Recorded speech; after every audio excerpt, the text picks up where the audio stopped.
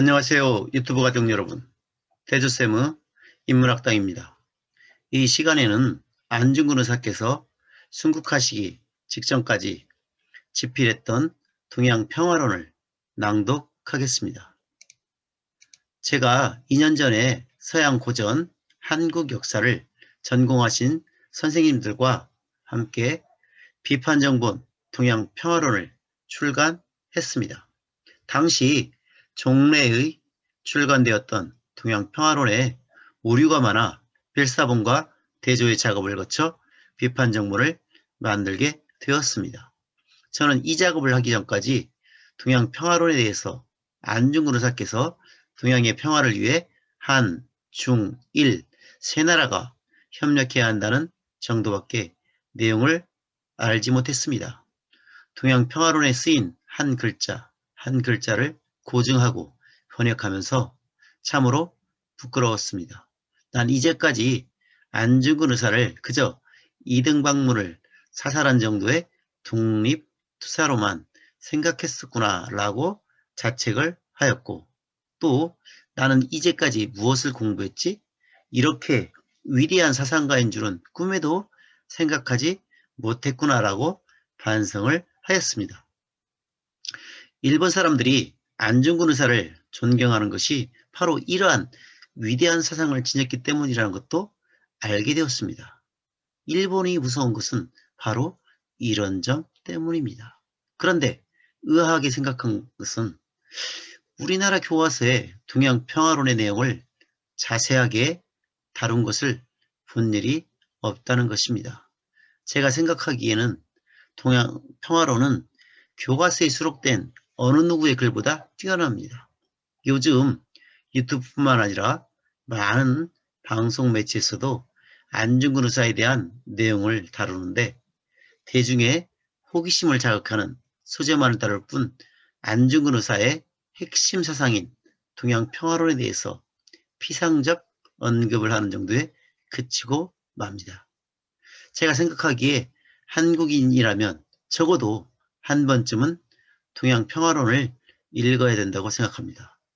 우리나라는 이제 선진국 대열에 들어섰고 당당히 세계 시민의 일원이 되었으니 안중근 의사와 같은 열린 시각을 가지고 세계를 선도해야 할 위치에 섰기 때문입니다. 동양평화론의 구성은 서문, 그리고 전감, 현상, 복선, 문답 등으로 이루어졌는데 서문과 전감밖에 남아있지 않습니다. 안중근 의사께서 원고를 다 쓰지 못하고 순국하셨기 때문입니다. 미완성의 원고지만 안중근 의사께서 무엇을 말씀하고자 하셨는지 충분히 이해할 수 있습니다. 이번 낭독은 서문과 전감으로 나누어 하겠습니다. 그리고 차후에 동양평화론을 가지고 강독하는 시간도 갖도록 하겠습니다. 그럼 낭독을 시작하겠습니다. 서문. 무릇 합하면 성공하고 흩어지면 실패한다라는 말은 만고 불변의 진리이다. 지금 세계는 지역이 동쪽과 서쪽으로 갈라지고 인종도 제각기 달라 서로 경쟁하기를 차 마시고 밥 먹는 것처럼 한다. 농사 짓고 장사하는 일보다 예리한 무기를 연구하는 일에 더 열중하여 전기포, 비행선, 침수정을 새롭게 발명하니 이것들은 모두 사람을 해치고 사물을 손상시키는 기계이다. 청년을 훈련시켜 전쟁터로 몰아넣어 수많은 귀중한 생명을 희생물처럼 버리니 빗물이 내를 이루고 살점이 땅을 덮는 일이 하루도 끊이지 않는다. 살기를 좋아하고 죽기를 싫어하는 것은 모든 사람의 보통 마음이거늘 맑고 깨끗한 세상에 이 무슨 광경이란 말인가. 말과 생각이 여기에 맺히자 등골이 오싹하고 마음이 사늘해진다. 이 일의 시작과 끝을 따져보면 예로부터 동양민족은 글 공부에 힘쓰고 자기 나라를 신중하게 지켰을 뿐이고 유럽의 흙 한 줌도 땅 한 자도 침범하여 빼앗은 적이 전혀 없었다. 이러한 사실은 오대주에 사는 사람과 짐승과 풀과 나무도 모두 알고 있다. 최근 수백 년 이래로 유럽의 여러 나라는 도덕을 생각하는 마음을 까맣게 잊어 날마다 무력을 일삼고 경쟁하는 마음을 키우는 데 조금도 거리낌이 없었다. 이 중에서도 러시아가 가장 심하였으니 그들의 포악한 행동과 잔혹한 해악이 서양과 동양에 미치지 않는 곳이 없었다. 악행이 가득 차고 죄가 넘쳐나면 하느님과 사람이 함께 분노한다.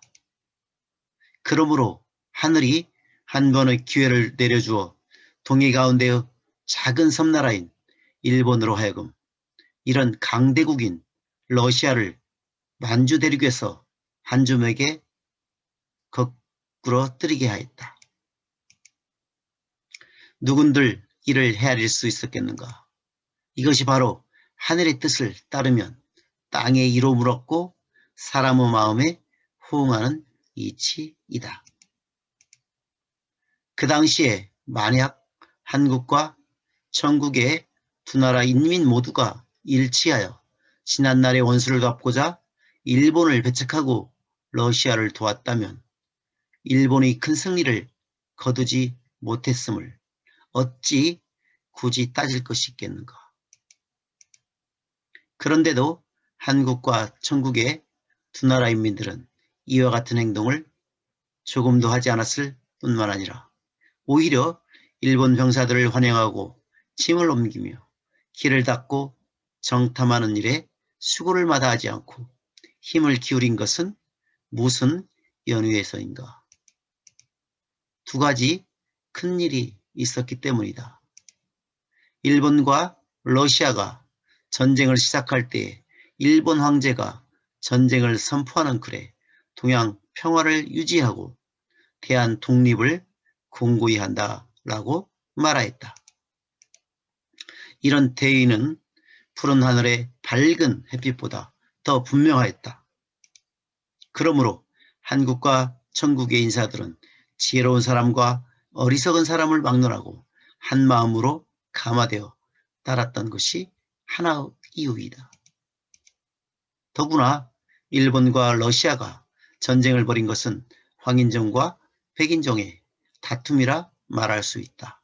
그러므로 지난날의 원수로 여겼던 마음이 하루아침에 사라져 도리어 크나큰 애정당을 이루었다. 이것은 또 사람 마음이 자연스러운 흐름이니 이치에 맞는 하나의 이유라고 할 수 있다. 통쾌하고 장하도다.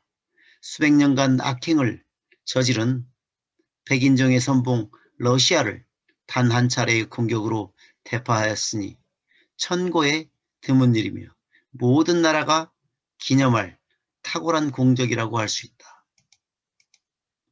이때 한국과 천국 두 나라의 뜻 있는 사람들이 표정을 같이 하기로 꾀하지 않았는데도 기쁨을 가눌 수 없었던 것은 일본의 정략이 순서에 따라 진척되어 동서양의 하늘과 땅이 처음 갈라진 뒤로 가장 큰 업적이자 통쾌한 모양임을 스스로 알아차렸기 때문이다.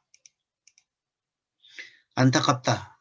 전혀 생각지도 않게 일본은 승전하고 개선한 뒤 가장 가깝고 가장 친하며 어질고 약한 같은 인종인 한국을 억압하여 강제로 조약을 맺었으며 만주의 장춘 이남을 조차를 핑계삼아 점거하였다.